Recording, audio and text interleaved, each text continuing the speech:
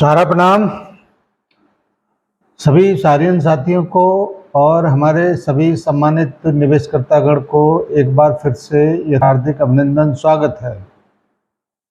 दोस्तों, आज इस वीडियो के दो पार्ट हो सकते हैं। एक हिस्से में कुछ बात अलग होंगी, एक हिस्से में बात कुछ अलग होंगी, इसलिए पूरा वीडियो को ज़रूर देखिएगा क्योंकि दोनों ही पार्ट एक दूसरे के साथ जुड़े हुए हैं।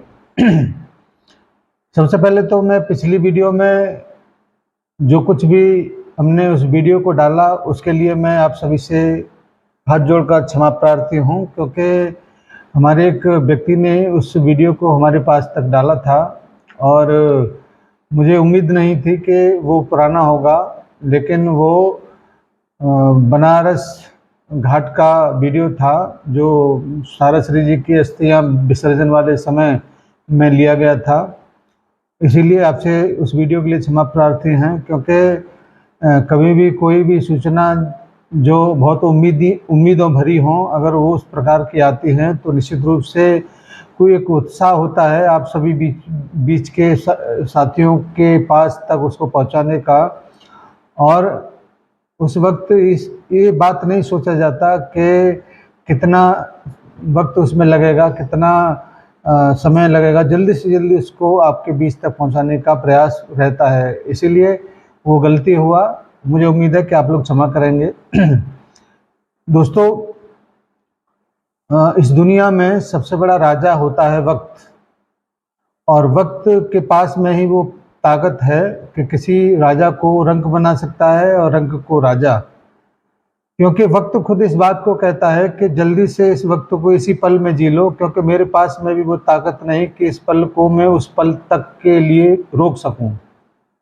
इसीलिए आज जो हम हैं उसमें ही अपने आप को जीना चाहिए। कल क्या होने वाला है, कल के लिए हमको परेशान या उसके लिए बेफिजूल में टेंशन लेने की ज़रूरत नहीं होनी चाहिए। ये बात बिल्कुल सत्य है कि आज वर्तमान में हमारे बहुत सारे कर्तव्योगी साथी त्यौहार आने की वजह से, कुछ खर्चे बढ़ जाने की वजह से कुछ उम्मीद किए हुए थे कि कुछ हमको मिलेगा।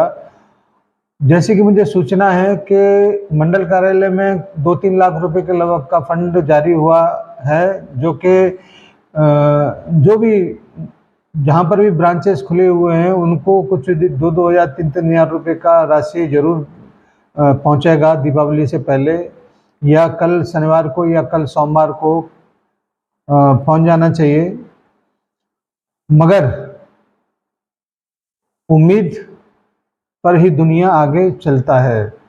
हम सबको ये उम्मीद ज़रूर है कि आने वाले समय में बहुत सारी बातें, बहुत सारी चीज़ें निश्चित रूप से बदलेंगी, क्योंकि जो टाइटल अभी आपने इस वीडियो के ऊपर देखा है कि सहारा के रोक हट सकता है कार्यों से, ये रोक बहुत पहले हट जाना चाहिए था। सहारा अगर प्रयास करता, सहारा प्रयास करने ही वाला है, लेकिन उससे पहले कुछ चीज़ें सुधरनी चाहिए, कुछ चीज़ें बदलनी चाहिए, तभी वो प्रयास किया जाएगा। आप देख रहे होंगे कुछ जगह पर सारा स्टार मल्टीपर्पज़ सोसाइटी लिमिटेड का काम आज भी जारी है, वहाँ पर भी ये काम सब चल रहा है। लेकिन अन्य राज्यों में, चाहे वो सारियन का हो, चाहे वो सहारा क्रेडिट का हो, चाहे वो हमारा हो, इन 3 सोसाइटियों के काम बंद हैं। आपका काम रोका गया था भुगतान न होने की वजह से, और सोसाइटी का भुगतान करने का जिम्मेदारी जब CRCS के द्वारा लिया गया तो वो भुगतान की प्रक्रिया भले ही धीमी सही लेकिन चालू तो हुई। इसका मतलब ये हुआ कि आपके कामों से रोक अगर सहारा अपील करता तो हट सकता था, लेकिन नहीं किया गया। उसके पीछे भी बहुत बड़े कारण हैं। सहारा अपने नए कारोबार के लिए अगर अपील करेगा तो हट जाएगा, लेकिन ब्रांचेज के ऊपर जो लोड है या जो पेमेंट का परेशानी है, हमारे सम्मानित जमाकर्ता का एक हुजूम वहाँ पर उमड़ेगा, और उसके लिए ब्रांचों के ऊपर फंड का होना बहुत ज़रूरी है, जो अतिरिक्त फंड होना चाहिए बिजनेस के अलावा। और वो अतिरिक्त फंड तभी उपलब्ध हो सकता है जब सुप्रीम कोर्ट की उस गाइडलाइंस को पूरा करने के बाद जो भी व्यवस्था सहारा इंडिया परिवार के उच्च प्रबंधन के द्वारा किया जाएगा, उसके माध्यम से ही वो फंड की व्यवस्था होगा। वर्तमान की स्थितियों में जब तक सुप्रीम कोर्ट का वो आदेश पूरा नहीं होता है, जो कि अगले 1-2 महीने के अंदर होना ही है, उसके बाद में ही कुछ व्यवस्थाएं, कुछ नए काम की प्लानिंग या ब्रांचेस खोलने का उम्मीद किया जा सकता है।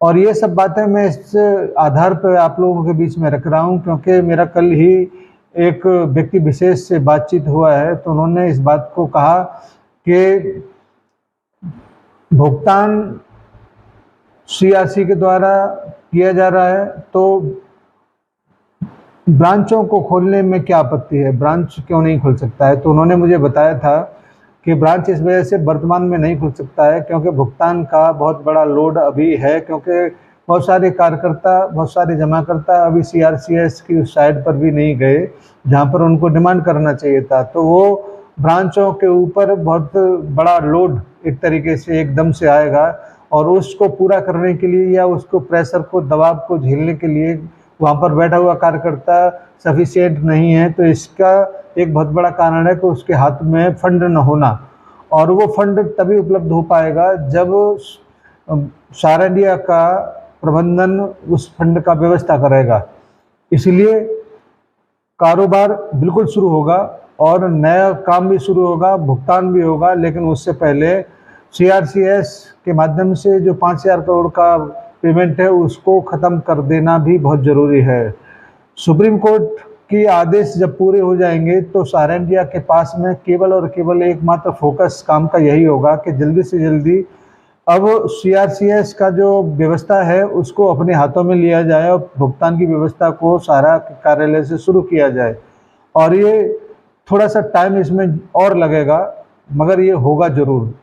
लेकिन उससे पहले आप जो वर्तमान में व्यवस्थाएं जो चल रहा है पोर्टल के माध्यम से डिमांड करने का, और पोर्टल पर रिसबमिशन करके कम से कम 50,000 रुपये प्राप्त करने का, इस अभियान में अधिक से अधिक कार्यकर्ता और जमाकर्ता जरूर जुटें, जिससे कि उनके पास ये सारे जो विकल्प उपलब्ध हैं उसका लाभ उठाया जा सके। और ये होगा तभी जब जो ब्रांचेस खुले हुए हैं या जिनके पास संसाधन उपलब्ध हैं वो भरपूर इस्तेमाल करें। बहुत सारी जगह पर वो 3 साइडें ओपन नहीं होंगी क्योंकि वीपीएन की व्यवस्था वहाँ पर नहीं है, लेकिन ऐसी जगह पर तो है जहाँ पर आज भी काम चल रहा है। और ये बात भी वो लोग जानते हैं कि अगर पूरी ताकत के साथ इन सारी चीज़ों को निपटाया जाए तो 5,000 करोड़ का भुगतान 15 दिन के अंदर किया जा सकता है। और जैसे ही ये भुगतान 15 दिन के अंदर होगा तो निश्चित रूप से आगे की प्लानिंग, आगे की व्यवस्थाएं भी दिखाई पड़ना शुरू हो जाएगा। एक खुशी की बात और है कि आने वाले समय में जो आपका बैंक में सुन रहे थे सारा से विवाद को, सारा से संबंधित सुनवाइयों को आदरणीय न्यायमूर्ति संजीव खन्ना जी 10 या 11 तारीख के लगभग वो मुख्य न्यायाधीश का शपथ लेंगे भारत के सुप्रीम कोर्ट का। तो उनको ये सारी बातों को फिर दोबारा से रिपीट करने की जरूरत नहीं होगी, वो सारी व्यवस्थाओं को जानते हैं। और अगले 6 महीने उनका कार्यकाल है और 3 महीने गुजर चुके होंगे 5 सितंबर की बात को। तो इस 9 महीने के कार्यकाल में ही वो सारा के सारे विवादों को निपटाने में सक्षम होंगे, ऐसा पूरा उम्मीद है।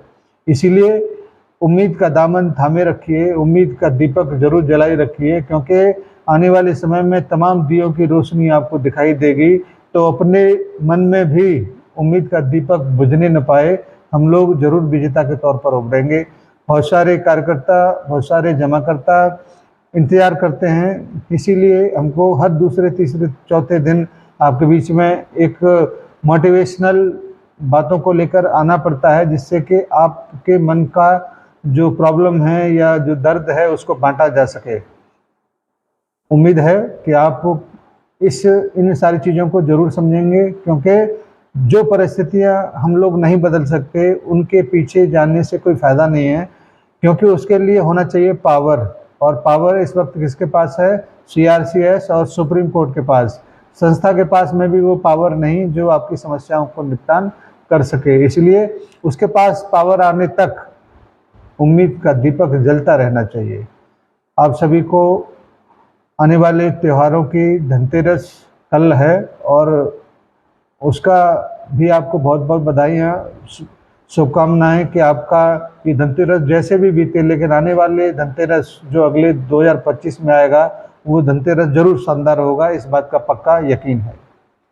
धन्यवाद। फिर मिलते हैं 2-3 दिन के बाद, शायद दीपावली तक एक आध बार आपसे और मुलाकात होगी। जय हिंद, सादर सारा प्रणाम और हमारे प्रिय निवेशक साथियों को सादर नमस्कार। जय हिंद, सादर सारा प्रणाम।